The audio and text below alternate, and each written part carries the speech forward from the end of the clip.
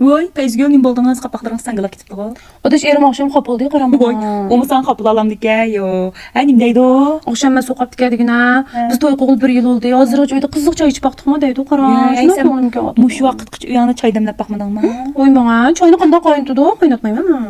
Kanda qayntat adaş, tenşlan tiyğına çok kısa çıkıp, muzunu çokup, şillenge atıp, ekep, onu eritip, iki taşını sokuşturup, o çıkırıp hemen kız qayntısı.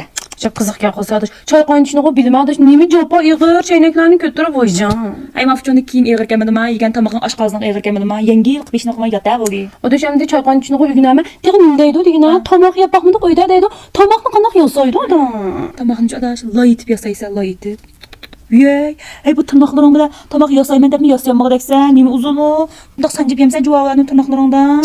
Recep ölmekten ortak tepmek degende gap bolsa adaş. Degi oylap baksam ben bir aldamçıq deydim o nime? Ha, nima aldaptı? Şıqılıb toydum burun digine. Ben sizni məligide körmə, toyqan günü hiç çıqsamayma digende. Hazırcı. Dağıtdı da mana bir yıl bulabamayla aşkımıdınızda. Ay sen toyqıç ona şahsa demasligini bilmeptin. Tekkan eran bu 7-8 mali ba adam bolmagandan keyin amal yo'q ham demiş odatga odamlardek tamoq etib, o'zingni qo'sqin o'zing to'xlab yashaysan shu.